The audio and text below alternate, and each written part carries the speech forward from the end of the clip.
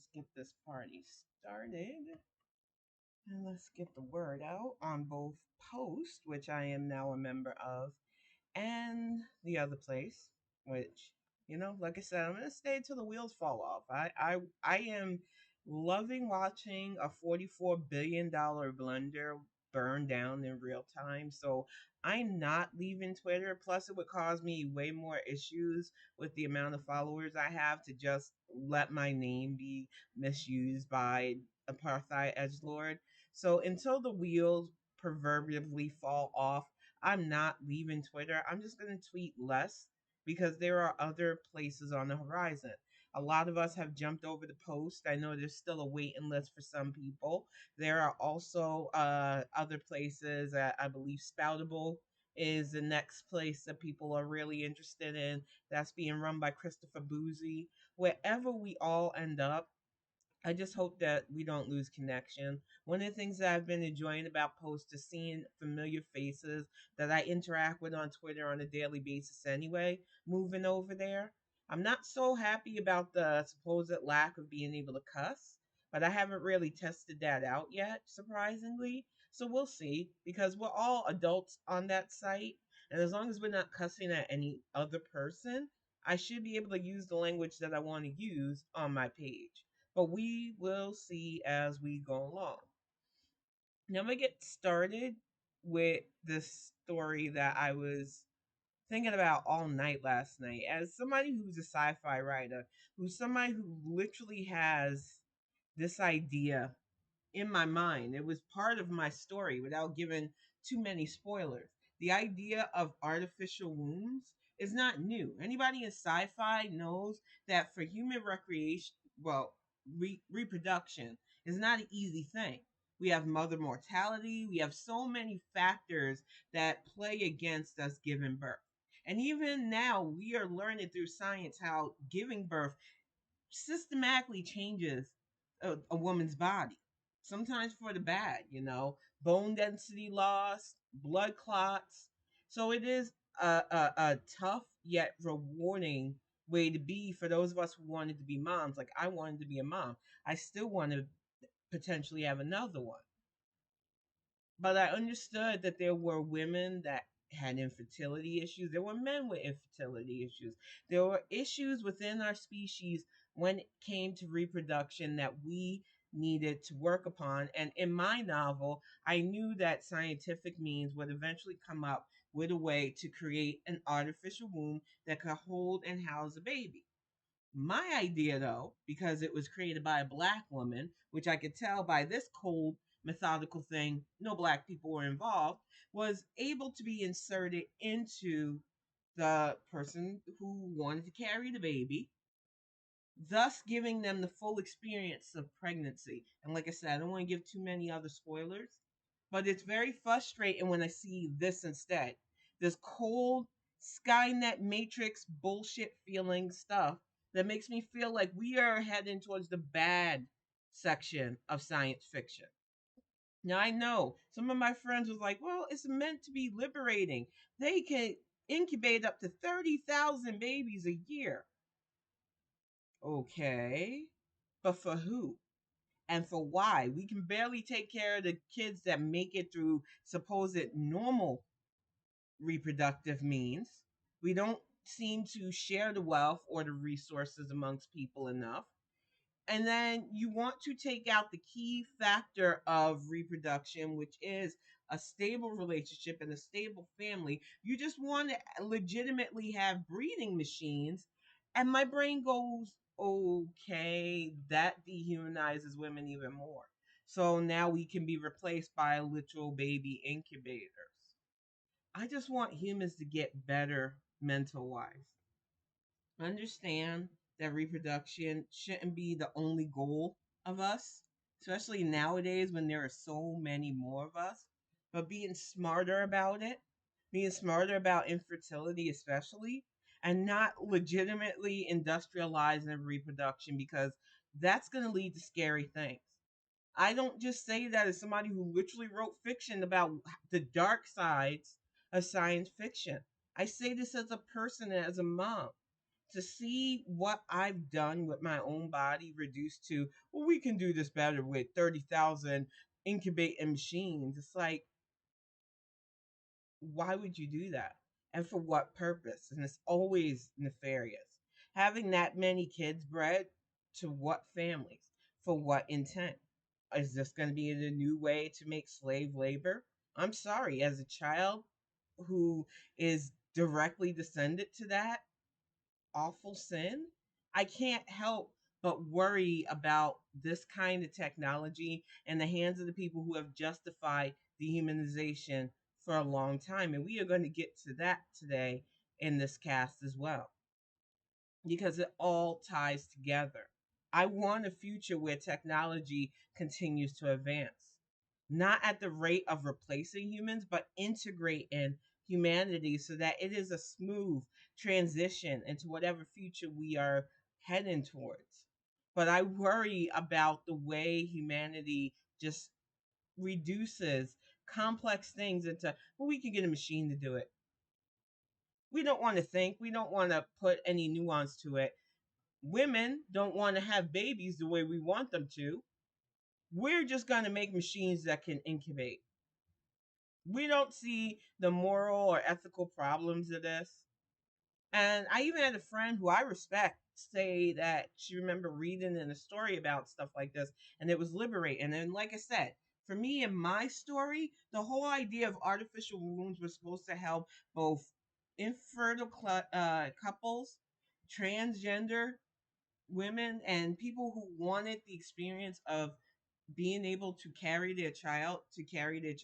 That was the whole thing I wanted to get at, that we should eventually get that kind of technology where that experience can be shared.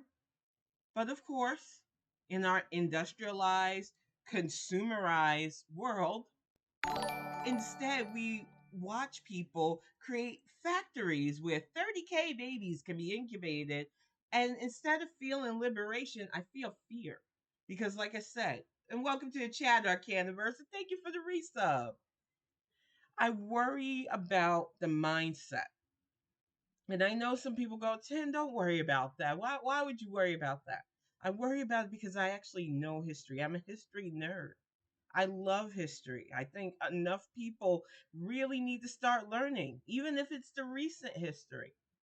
Because as nice as it would be to have a factory where infertile couples can go house her eggs, his sperm, because her body can't handle it, that is not what this is going to be used for. And I'm sorry, my historical knowledge knows how eugenics will play a role in this, which is disgusting. Meaning people that look like me, we're not allowed in this supposed baby making utopia. We won't be mass produced because supposedly the default setting is whatever. I feel like people don't understand that the same people who have pushed the lies of eugenics, the same people who have pushed the fact that women are just there to do this, and since we don't want to do this, which is another myth, we could just get machines. And I say it's a myth because while, yes, there are a lot more women making the choice to not go into motherhood or not go into motherhood early, because unlike years ago, even centuries ago, we're not limited to the age of 30 before death. Women last well into their 70s and 80s, some even older than that now. Janet Jackson didn't have her first child until she was 50. So for a lot of us, rushing in and not being able to live our younger lives before we start to become parents isn't an option anymore, and it shouldn't be. We have so much going for us now as human beings. We don't have to just rush, settle down, get married, start families anymore. And it shakes the core of these so-called traditionalists, control freaks, as I like to call them. But this kind of science fiction plays into their mindset that that is our only function as women and that it can easily be replaced by machines. And I worry about where this mindset will go because relationships between humans have already been fractured for the longest time. Whenever one being devalues another based on something superficial, whether it's gender, gender identity, skin color, it always leads to imbalance. And we built a whole societal foundation on top of that imbalance. And it is because of that imbalance that I worry about stuff like this, where it should be a good thing, where it should be something that I automatically thought a positive of. My mind went to the negative because we as humans still aren't emotionally mature enough to even understand the nuances of reproduction, understand the trouble with literally breeding babies in a machine in a facility. And like I said, with our military leans and the violent leans that we have, I'm beyond seeing Skynet nightmare. This goes in a realm beyond that. Because Skynet, for everything that James Cameron tried to bring, was AI going wrong. Which we'll get to later on in the cast too, because I've seen some wild stuff this week, and it's only 2 days in with AI, which has been good, bad, and in between as well. But stuff like this that basically tells women that your main core function as being able to carry kids is replaceable by machines worries me, because it is not the step in the direction that I think we should be going with medtech. There are so many things that medtech could be doing, even in the realms of reproduction, that could help us, that could help mitigate death, that could help mitigate blood loss, pain, and trauma of childbirth, that could help women along, monitoring, making sure that the baby's okay, helping the fetus as it grows. But instead, we continually figure out ways to dehumanize women, and it's just widely accepted. And it has to stop, because it scares me as a woman, but as a human being, how this is how our mind goes. Not, let's do something that could enlighten everybody, make the experience shared. Like I said, in my novel, the whole idea of an artificial womb was something that was supposed to go inside a human so that they could experience what pregnancy, carrying a child to term, and actual giving birth is like. This completely nullifies the human part of that experience. And the last thing reproduction needs is lack of humanization. Because the moment we start doing that, it's going to lead to dark stuff. And, I hate to, especially since last Bonnet Chronicles was all about hope and stuff, but I need to be real and brutal about this because it worries me. And it doesn't just worry me because I have an overactive imagination and that I literally write about this stuff, but it worries me because I see the way certain humans think. It's why the whole topic of today's cast is about the myth of Black voters, and why I'm pretty much sick and tired of the assumptions people make about us.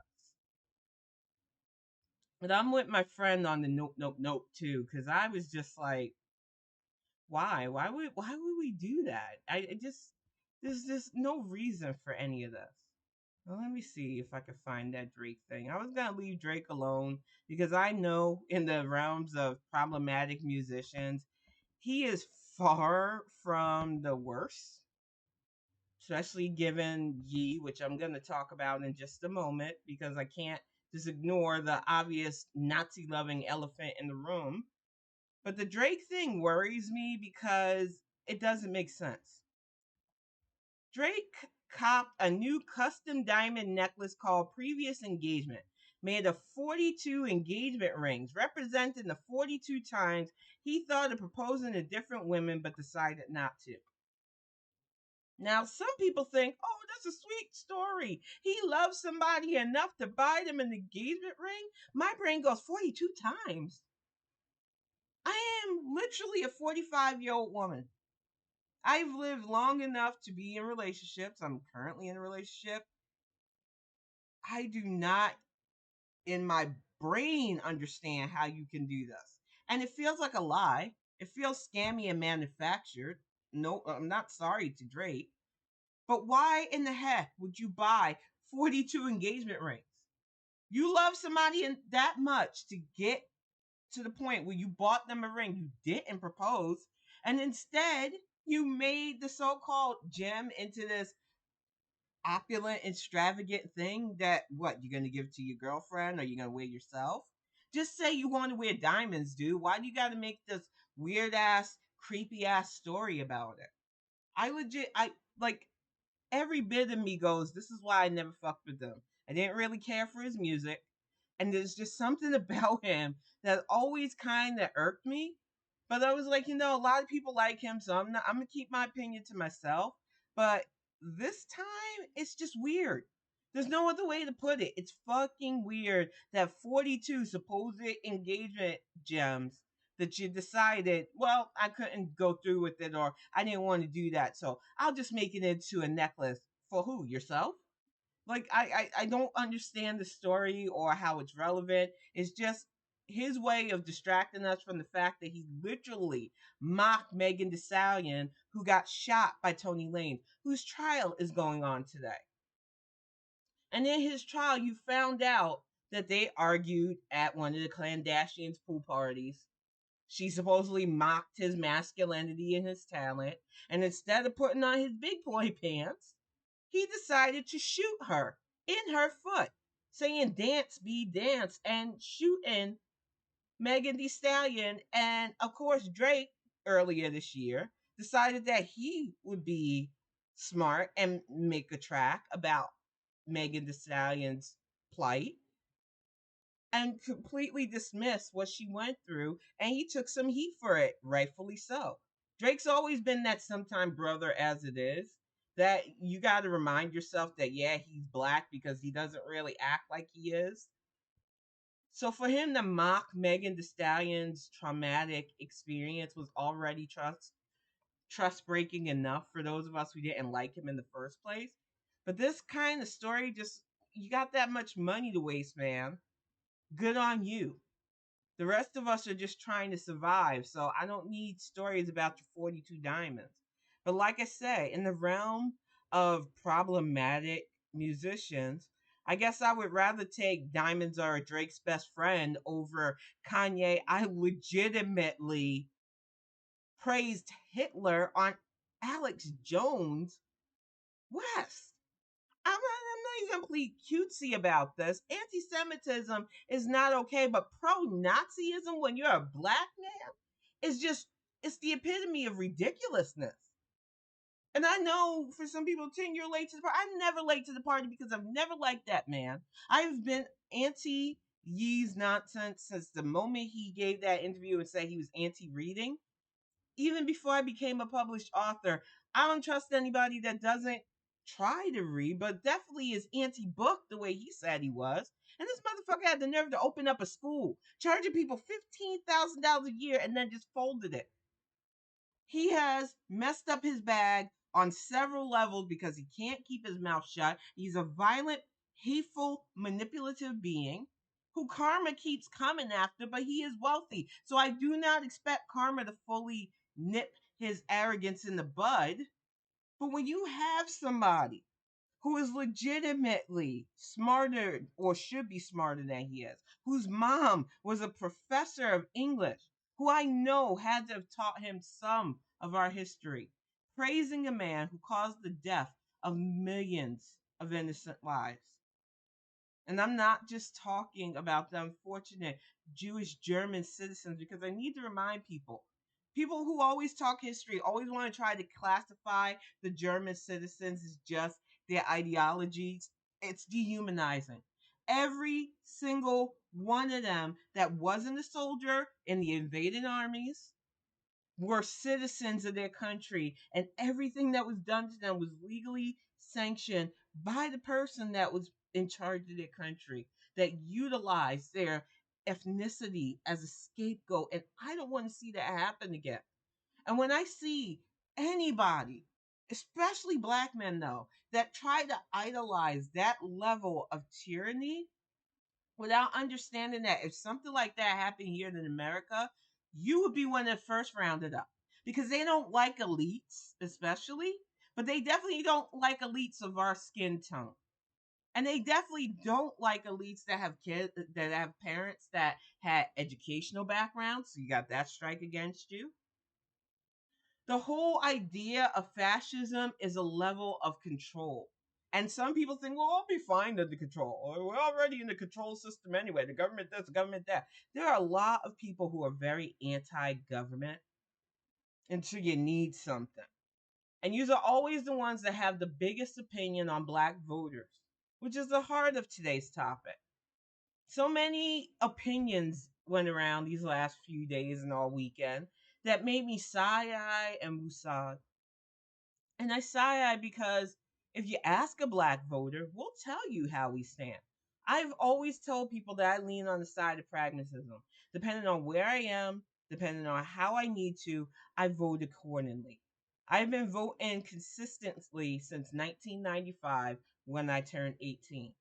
I had to learn my chops in Florida, of all places, back during the hanging chads, which stole a presidential election from me. And that is when, instead of kicking my feet and getting mad and saying they cheated, so I'm never voting again, I said, okay, bet. You stole Al Gore's win from us. We know shenanigans went on, but we cannot give up. We have to fight harder because I know what it's like to have the place around me fuck around with my vote, and I am not going to let them do that without a fight.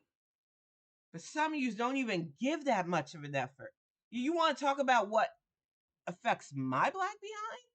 I don't think so. And then you want to talk about elders and disparage our elders who not only stand in long lines, and I'm telling you, as somebody who lived in the South, the lines that we sometimes waited in were ridiculous, but we wanted our voices to be heard. We've seen it in the Georgia runoff recently. The amount of dedication we have to saving democracy cannot be downplayed. But if you listen to some journal bro who is out of touch but will use black faces in their avatar and act like they're down with us as long as we say what they want to say, they will use black conservative voters as if we're on the same level as those MAGA swilling morons, and that is not right or fair. Because when you break down what a conservative black voter means, it means somebody who isn't going to yell a slogan like defund the police. Because even though we are watching the trial of Atiana Jones, and I don't want to say it's her trial, I am saying it is her murder trial. She was murdered by a cop who, instead of doing his job the proper way, shot into her window. We understand what it's like to lose life to the people who are supposed to protect and serve. And Atiana was babysitting her then 8-year-old nephew, playing a video game. She had burnt hamburgers, so she cracked the door. A lot of us who lived in apartments like that, my townhome was one of like that in North Carolina, where if you burnt something to get that smell out because exhaust didn't really work well, you cracked the door open. One of her neighbors seen the cracked door, wasn't sure, called the safety line, didn't call the direct police because everybody in that town knew. Everybody knew that calling the police directly would be more trouble. They thought calling the safety line, letting them know that they thought there might be an issue would be better. And they carried the guilt that that call was responsible for a 28-year-old woman losing her life because that cop, instead of coming up, announcing who he was, decided, I'm going to shoot. Now, I know some people who are listening to this will go, Lieutenant, did she have a gun in her hand? Atiana Jefferson was a registered gun owner. She was playing video games with her nephew. She, like many of us who stay hyper vigilant because we live alone, had a gun. I don't have mine anymore. My partner no longer keeps his because of my mental health thing. But I was a registered gun owner back in the day. Everybody in my family are registered gun owners. So I understand why she had it. She heard a noise. She went to grab her piece, which I still believe, and I don't care if people think I'm wrong. Even if she hadn't grabbed the piece that she had, he would have shot because he did not announce who he was, and he just shot through the window. Even if you thought it was a burglar, which I am going to say again because I don't think people believe me. I was raised by somebody who burgled. I'm not saying that as something proud. I'm saying that as somebody who, as a child, I played lookout for the freaking adult who did that kind of stuff. And when I can tell you that the mindset of most people who want to do that is you don't break in where anybody can see you. You definitely don't do home invasions because you don't want anybody to see who you are. You want to get in, get out, and there needs to be nobody home. That is the mindset of most thieves. I'm not acting like what I learned as a child was normal by any means, and therapy helped a lot through a lot of stuff that I had to unlearn and process. But when I say it's crap that this sheriff, this person who was supposedly law enforcement trained, didn't understand that most burglars don't carry pieces and that maybe he should have announced himself before he just decided to shoot. But his older, I seen the gun, so I met lethal force with force. You startled a scared homeowner in Texas, which is a right to carry state. You did not announce your presence and you shot and murdered a 28-year-old woman in front of her then 8-year-old nephew. Reading the transcripts of her nephew testifying, because he's 11 now. This has been a 3-year battle for the Jefferson family to get justice for our Tatiana. And knowing that that baby had to relive that night and broke down crying several times because he has to keep reliving that trauma. And hearing the excuses of somebody who literally wears a badge saying protected serve, just dismissing the fact that he snuffed out this young man's aunt's life. So when you put all of that to context, you still don't understand that yelling stuff like defund the police is not going to help us when we want better funding, when we want better handling of nonviolent issues, when we need better training for both police, social workers, and a whole revamp of this current social system that seems to be stacked in the mindset that Black people are automatically bad and that murdering us is okay. But what we don't need is your weird burn it down revolutionary talk, because we're the ones that get hurt the most when you do that. We get hurt when we lose elections and some GOP fuck that really wants to make our lives miserable take over. Or worse yet, we lose the spot to somebody who has absolutely no desire to help any further progress. Looking at you, little Miss Party City Wigs, who couldn't even give us a few days of victory with what happened in Georgia and Raphael Warnock's win before she announced, I'm jumping ship. Pay attention to me. We're paying attention, Kristen. We're paying attention. We see you. And we see that we need to replace you. I really hope you understand that now that we know how your kind works, now that we understand the destabilizing, the spoiler type nonsense that goes on in politics, we will work around your antics. It won't be easy because we can't trust a certain demographic that seems to be experts on politics but won't step up to join us. But we will replace you. Because we need Democrats. We need people who want to do right by all of us. And if you're still watching me and believing, well, what about the GOP? You're in the wrong place. Because they have proven that the cruelty is on board for them. The anti-woke, that has been the sentiment all last week into the weekend. Tech Napoleon, as I like to call Elon Musk, decided to tweet out about the anti-wokeness because he got booed at a Dave Chappelle show. And I don't even understand that story. Why did you go there anyway? Why did you go on stage? You thought you were going to get accolades? This is not the time. Everywhere I turn, there's articles about recession. Even watch Mojo if you're on YouTube. What are you most worried about? And of course, 67%, because this is all white people seem to worry about. Oh, the recession. I'm going to be broke. Everything's going to be more expensive. Because the struggle for so many of you is financial. And you have never understood that there are way more issues for those of us. You like to tell us that it's identity politics or we're playing a certain card. I literally had a young man tell me, oh, black people play the victim card way too much. Sir, my great greats were slaves. And I don't say that lightly. I've had uncles lynched for voting. Anytime our people created things like Rosewood, anytime our people had like Black Wall Street, anytime we had communities like Tulsa, anytime we try to just live our own best black lives, y'all burnt it down, called it riots, and black bodies were buried.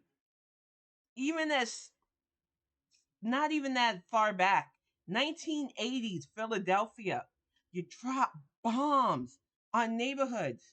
Black babies died because us organizing was a no go. You put the Black Panthers on a federal terrorist list because we dared to say black babies need to eat, creating lunch programs and WIC, and that our elders needed to be taken care of.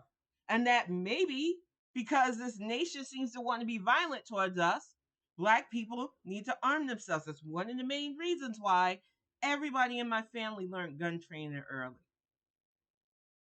It's sad the way certain Americans are allowed to feel normalized, allowed to feel like the default, and then you allow the rest of us to struggle, not only being dehumanized and othered, but then you try to tell us how we feel about our experience.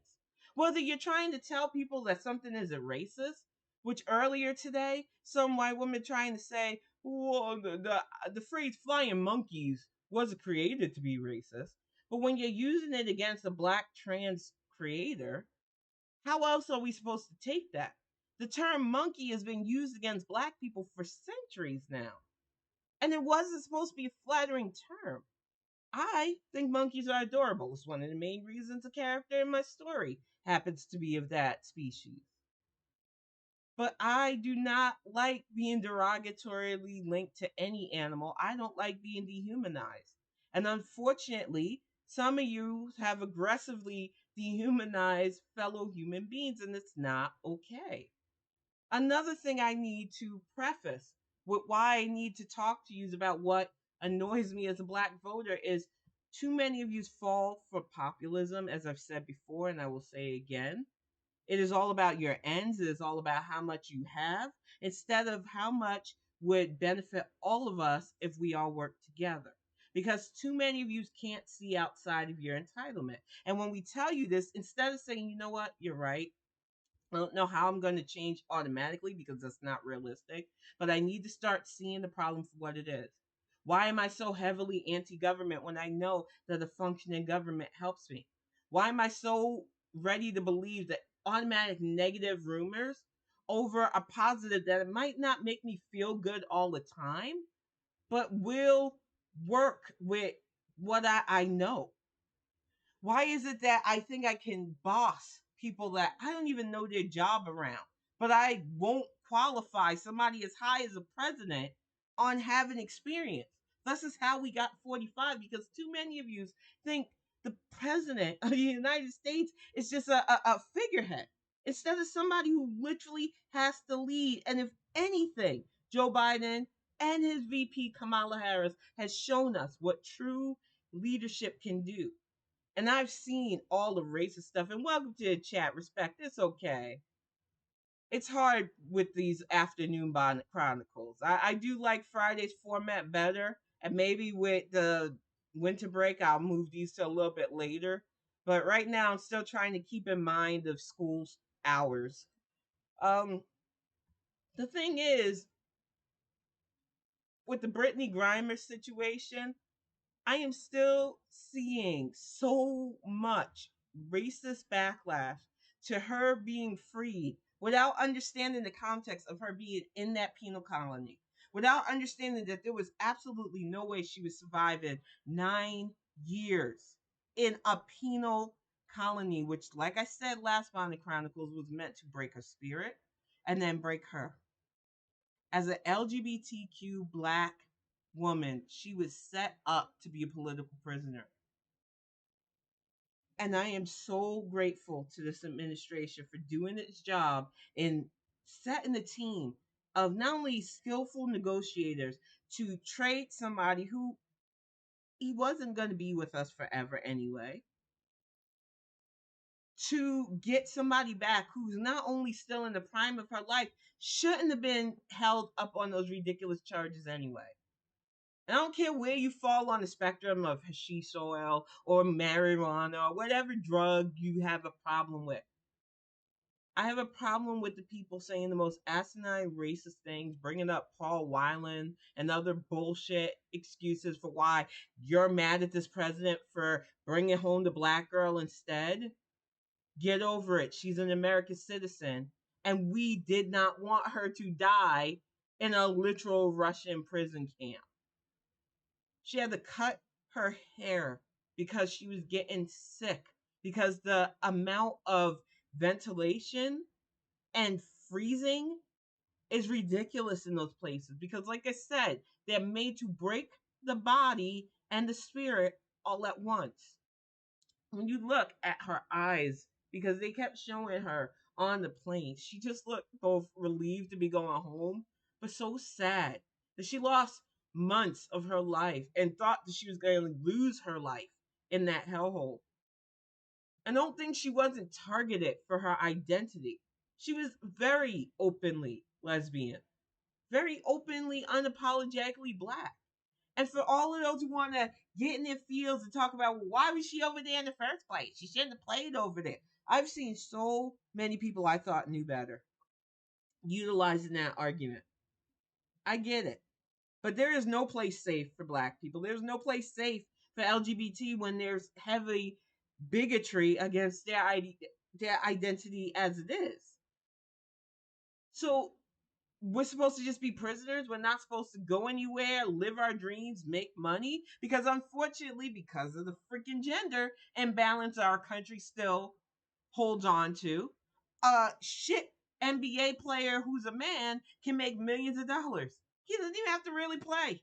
He can sign $1 million contract, be a complete asshole, and make bank.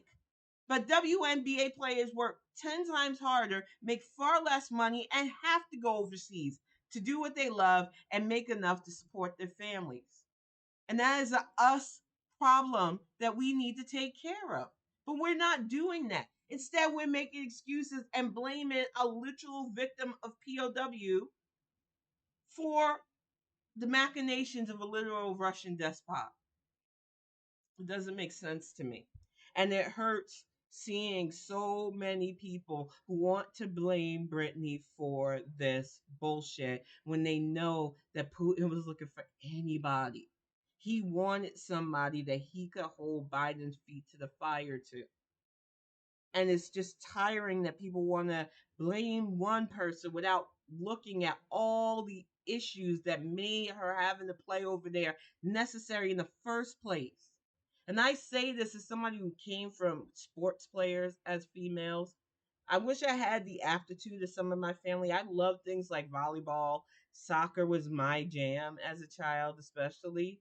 But I didn't have the passion for it as some of the people in my family. But we knew our gender limited us.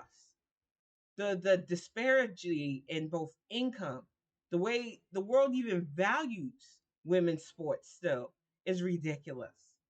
Look at the women's soccer. We got the World Cup going on right now. I haven't been watching the first time in years, but because of all the human rights violations, the fact that 2 reporters literally have dropped dead under mysterious circumstances, the fact that they're literally holding the World Cup in a dictatorship country is not, I can't do it. And I'm not going to be apologetic for it. I love soccer. This is hurting me. I hate that I can't sit and enjoy the team, but I know that those 7 stadiums that they're boasting, or maybe it was 8, were built by migrants who were in deplorable conditions, and lots of them died. I can't act in good conscience. And then when you add on the anti-LGBTQ bullshit, the fact that they are literally a dictatorship where asking them questions during the interview will pretty much making sure that you are in trouble, wearing a pro LGBT shirt, LGBTQ shirt. Let me get that because there's been too many people want to leave letters off the acronym for my liking as it is.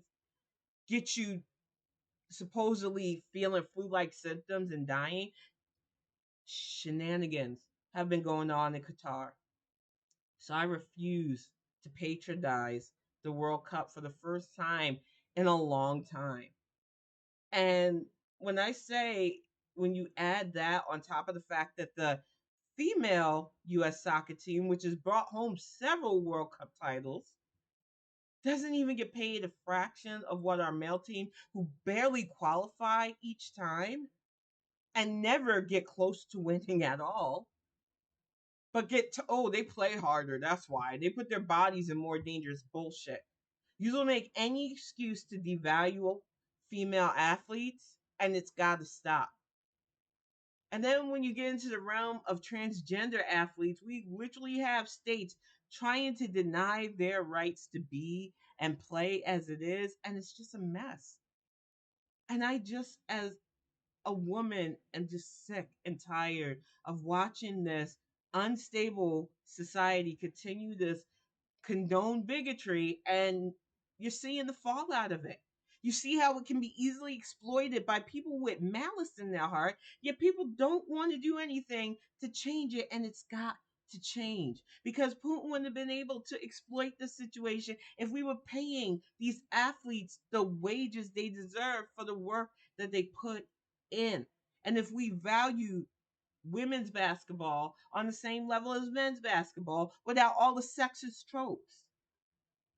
But too many people aren't ready for that conversation. They need to get ready because we keep making excuses and we're not coming up with solutions. And this instability, it's starting to really destroy our society. We got people who want to claim to be anti-woke, and I'm like, you're anti-decency then? When you make the declaration of being anti-woke for me, especially as a black person, you are telling me that you have to be a bigot. It's the only way to validate your existence is to hate on somebody else. I understand hate. It's a very strong emotion. It's a powerful emotion. It's an emotion I don't just waste on anybody. You have to earn my hate because I would rather just not acknowledge your existence. I would rather you be mentally dead to me, if not fully dead to me, if you're not here anymore.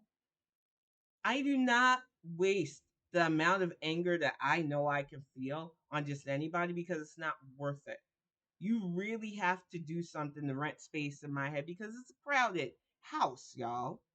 So when I say the fact of the matter is you anti-woke types just want to be hateful because that's all you got going on for you, that's what that is. Being anti-woke, some of you don't even understand what the term is. A lot of us started using it back in the late 90s, early 2000s to start describing what we saw was a rise in acceptable bigotry amongst our peers. This was before things like marriage equality. This was during times like Crown Heights. So many things going on here, the LA riots, so many acceptable forms of bigotry, especially against black and brown skin. So many things that we needed to be vigilant against. Things that have been baking for over 400 years. Ways to continuously dehumanize us. Last night, before I went to bed, I put on a true crime thing, which I shouldn't. Not only because my brain sometimes can't shut off as it is, but because I found myself waking up yelling at my TV. I almost woke my partner up because I was so upset because I was reminded of the Schaefer case. I'm going to remind you of this case because it breaks my heart when I think about it because it was such a betrayal. This Paul Schaefer guy, everybody around him thought he was a nice guy, successful, had a beautiful wife, about to give birth to their first child. Everything looked idyllic until that night in Boston where he called 911 saying he got shot, she got shot, he's bleeding out. He pretended like he passed out. He set everything up. And I'm sorry if I'm giving spoilers to the story already, but I am pissed about this because the shit this man did When the EMTs got there, even though he supposedly passed out over the phone, when they got there, because he planned this, he was able to miraculously open his eyes enough to tell them that a black man in a black and red tracksuit did all of this. He threw Boston into a frenzy with that lie. A little white lie from an awful white man made hundreds of black men and boys have to go through undue process, being strip searched randomly, having police officers in their underwear, even naked in the cold streets, because dehumanizing us didn't matter because some white lady and her husband was shot by one of us savages. That was the Boston idea. They harassed black families in Mission Hill over and over and repeatedly pinned this on innocent black men. All the while, that fucker just didn't want to be a father. Thought his wife was pinning the pregnancy on him. He had a mistress. There was so much going on, but it was because his brother, who the idiot called to pick up the wife's purse, jewelry, and other things that he claimed the black man stole from him, had the heart to go to the police and say, "No, my brother had me come and get the stuff and throw it into the river. I think something funny went on." And then we didn't even get justice still, because instead of having to face the music for his crimes, the fucker took his own life, jumped in the Mystic River or something like that. The whole story is infuriating because black people didn't get justice. His dead wife and their dead baby didn't get justice. But we're expected to carry on. So when you talk about black voters ignoring all the stuff that we have to vote around, ignoring all the indignities that we have to suffer in our own country, I think of Paul Schaefer and his awful, just selfish leans. The life of his wife and their baby gone because he didn't want that life. And he was asking. He had an other brother who said, "Oh, he joked about killing her before, but we thought he was just joking." How is that not a red flag? I have never, ever once in my life joked about killing anybody. So you have a relative talking about how they want their partner gone or they want their partner dead. You should be planning to call the cops on them or at least getting them psych evaluated, because that is not okay. It is never funny, and it is always a sign that something bad is about to happen to that person's partner. No one who is with you should feel comfortable joking about being your murderer. Nobody should be able to come to you and legitimately ask you to murder their partner. Yet this motherfucker was able to do this and then throw Boston into a tizzy, blaming it on the black person. He's far from the only white person to do this. Diane Downs, who literally gunned down her kids in the car, and thank God two of them survived and was able to testify against her because she lied and said a black man did it. Then you have not Andrea Yates, but I don't want to get her confused because there was so many dark family things I watched last night. It was the Susan Smith who literally rolled her car into a lake in North Carolina, watched her babies drown because she did not want them in her life, did not want their father, who would have raised them, to take care of them, and lied against black men too. It has been an ongoing thing where white women and white men's tears have caused us way more pain and suffering, and it's not okay. And I know a lot of people, like, I remember bits and pieces of the Schaefer story. I didn't remember it all together because it happened back in the 80s. I was a kid when it happened. But hearing it again, I remember why. I had a visceral thing about not wanting to go to Massachusetts. I have cousins that live there. I know they love their state and stuff. I just always felt that Massachusetts, especially Boston, came across way more racist than my liking. And I could deal with northern racism in New York. I didn't need to go to Boston for it with their fucking bad accent. So my brain just said, I know I'm not going to visit my cousins out there. No, thank you. And hearing this case, I was reminded that I remember hearing about it as a kid. The fact that he lied, the fact that he killed his wife because he didn't want to be a dad was bad enough, but the fact that black people were blamed for it and they suffered indignities, and Boston still has stop and frisk. So I don't trust you. This is why I don't trust Mima, because she ain't talking about that. She don't care. Yeah, she wants to invade our barbershops and ask us why we're there. I'm never gonna let that go because she got on my nerves with that nonsense. I can't stand Elizabeth Warren.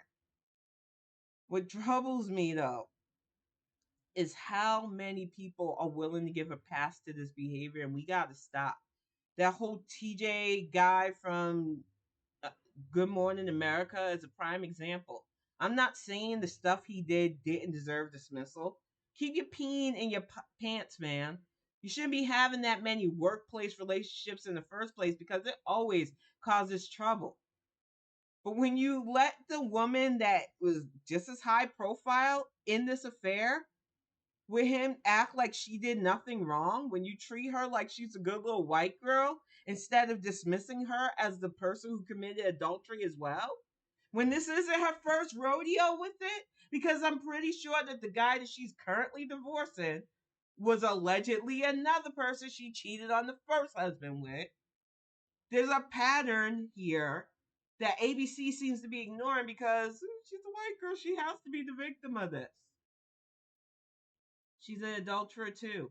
And if TJ needs to be fired, she needs to be fired too. What's good for the goose is good for the gander. They both decided to throw away successful marriages to fuck around. Why is only one of them finding out? I don't understand how people could see this clear social disparity, this clear racial disparity, and act like it's okay. But had the roles been reversed and TJ been a black woman and homegirl been a white dude, would you still be calling for both? Would you say the black woman was pressured into everything? Why is it that the societal standards for protecting women only work for white women? Why is it their jobs, their identity when it comes to chasing men or being in compromising positions are always met with victimhood? But if my behind was involved in an affair, which I wouldn't be because I'm a very introverted person, but if I decided I'm gonna throw caution to the wind and just be a sex pot, everybody would be quick to label me as fast, loose, and not caring about morality. They've always pinned that on black women. Even though we have constantly been the nurturers, constantly been the family holders together, yet our sexual exploration, our knowing of ourselves has always been envied by other people too. How dare we dance a certain way? How dare we liberate ourselves and not disparage our sisters for knowing what they like in the bedroom? How dare we be open to sing songs about it, bringing up Megan Thee Stallion again? How dare we be unapologetically ourselves, whether we are thick sisters like Lizzo or we are just successful sisters like Beyonce or Oprah. How dare we just be openly, unapologetically black? And I'm not sorry for it. But what troubles me is being in a society that will still treat our femininity like it's questionable, treat our humanity like it's debatable, and we have just kept accepting it, and it's not okay. We need to not only organize and continue our path towards true democracy representing all of us, but understand that our power is not only in our vote, but ensuring that future generations get to vote too, because that is what they are after next. They have seen what happens when they don't, and now they're trying to change the rules in Georgia again. They're like, up, our antics didn't work because we thought they'll vote for anybody black. That's why we trotted out Hershel Walker. We thought, oh, he's a football star, he's a hero, he's black. They'll vote for anybody black. Then you have Matt, I don't pay his child support, Walsh, weighing in on the, well, that's the only reason why Obama got a second term. And you know what? You're not going to ever insult President Barack Obama around me because some of you want to liken him to, oh, he was just a black man. he was the best president we had, even considering this current president who is on my top three right now. That man had to be both magna cum laude for Harvard, top of his voting as a senator, almost clean cut everything. Smart, suave, eloquent, all of that. Family had to be on point too. We couldn't just roll in any old bum in politics and make them president like you did with 45. So excuse you, Mr. I need to hold a mirror up to you, fucking Walsh Freedom. And I'm not going to apologize for cursing at this point because it makes me mad when white people tell black people that we only voted for somebody based on their skin color when we have 400 documented years of you voting for somebody based on their skin color. When we have over repeated elections that should have been a blowout fall to the wayside because you couldn't be bothered, because you didn't feel motivated enough by protecting democracy. Yet you have the nerve to accuse black people of just voting for anything. And that was the whole Georgia strategy. Getting out Hershel Walker because you thought you would destabilize the black vote enough. That enough of us would remember his football playing days, which I'm sorry, I just don't. It's bad enough I share the same last name as him currently. Won't be an issue for too much longer though, y'all. But it's bad enough when you look at just who he is as a human being. The troublesome alleged allegations of abusing former partners, the mysterious children that he didn't want us to know about. The fact that if you listen to that man talk for more than 5 minutes, you think that man shouldn't be running for, and he should be in a nursing home right now. What is the GOP doing? But that is their version of a black man, and they thought anybody would do. And this is the problem with black GOPers in the first place, because he ain't the first black politician. We had Alan Keyes. We had Homeboy that died. They actually made him my fuck around to find out award. I forget. Herman Cain. I almost forgot his name.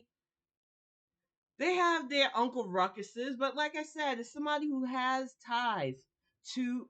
I'm a literal adult descendant of slavery without being a part of adults because I don't do those weird ass cliques and clubs. When I think about my history, I remember learning from stories because we tell stories in our family. We want to remind people of what life was like. And there was always those Negroes who got a little bit more. They were more burlier, they had better looks or whatnot. They were treated better by the master, and they knew it. And they would sing and dance and do whatever. And some would lean into cruelty because they were being cruel to others. They didn't care if they were being cruel to others that looked like them. It was pleasing to their masters. And that is what I seen with Hershel Walker. He didn't care how cruel he had to be. And the funny thing is, all the white women that were cheering for him, he was cruel to y'all too. He was beating the fuck out of you too, but you didn't care because that plantation owner mistress mentality is very strong in us too. And the idea that that man versus Raphael Warnock, not only a decent reverend, but a decent human being who did right by your state, you thought they were interchangeable? This says more about your lack of character than I could even put out there. But what's worse is the amount of allies who still didn't turn out, who still didn't take the assignment seriously, but got lucky that black people said, oh no, nope, nope, nope, we are not interested in whatever that is, GOP. It is insulting to us. And now we're going to turn out to make sure that you understand that you don't insult black voters in that way. Because too many people assume that we just vote based on skin color. If that was the case, we would have had black president a long time ago. Jesse Jackson's run a few times. I'm pretty sure Al Sharpton even did a bid once. We are not above scrutinizing our own. We are not above questioning our own motives. And we are not above going to bat for excellence. That's why so many of us have been backing VP Harris. We're watching her trajectory. We are guarding everything, especially all these unfounded attacks against her character, because we know she could be next in line, and she will be if we have our way, because she deserves to be, because she is what America needs. She is the diversity America needs. Now we got all these fuckers coming out of the woodwork talking about she's not black enough. She's black enough. She's black enough to go to an HBCU. She's black because her father's black. And she's black because she says she's black. And I know some of you want to question it. Some of you want to judge and be the gatekeepers. You're not allowed. Biracial black people shouldn't have to prove their blackness to anybody. Life is tough enough in this weird ass, racist ass world that wants to try to separate and make them feel less than, or make them feel like they got to choose the other side over one other. We're not going to do that. But what we are going to do is get prepared to say Madam President, because those glass ceiling was broken when we finally got a female VP after 400 years. And I'll be damned if I see it rebuilt by bigotry, prejudice, and ignorance. It's on us, y'all. I want us to relax. I know the holidays are coming up, and I know these last few years have been exhausting. One of the main sentiments that went around social media, whether you're on Twitter, Post, or whatever new site we have all been migrating to, we're tired. It has been a very exhausting time. It has been a financially draining time because some of y'all's begging emails got to be a bit much. Some of y'all's begging texts have gotten to be a bit much. But instead of complaining about it, I said, I'm going to put this on silent. I'm going to ignore these emails for a bit. I am going to focus on what I can, which is decorate my house, wrapping gifts, taking care of my family, and decompressing. And I want all of you who did the right thing, especially who voted, whether your candidate won or not, whether you had good intentions in your heart, if you got out to vote this year, you deserve the break. You deserve to rest. You deserve to enjoy your holidays. Those of you who didn't, I hope you step on Legos barefoot. I don't care anymore. I'm choosing violence as my toggle today because you wasted the opportunity to not only get your voices heard, you wasted the opportunity to help democracy. You saw them repeal Dobbs. You see how our Supreme Court is still split between literal loyalists to Trump and people just trying to do the right thing. And even with appointments like Ketanji Jackson Brown, we are still in trouble with regards of literal justices with ties to the insurrection. And we needed yous, all of yous who wanted to protest photo, all of yous who wanted to be cutesy on TikTok about democracy, didn't translate to votes because you still don't understand the assignment. So until you get it together, yous are relegated to the kiddie table. And you're not invited to relax with us. You got work to do. But I'm going to get ready to wrap this up, y'all. I will definitely be back on Friday. Hey, Raven Divine, welcome to the chat. I'm serious. As a parent, I've stepped on Legos barefoot. It is the worst pain I've felt since childbirth. I definitely wish that on any non-voter who was able to vote and that didn't take their duty seriously. Because seriously, y'all, we want peaceful times. I want times where people can just be and relax and we can focus. But we're not going to get that if we don't do our part. But I'm going to get ready to wrap it up, go get some dinner made. I will definitely be on Friday. Thank you all so much for tuning in, and I will see you all soon.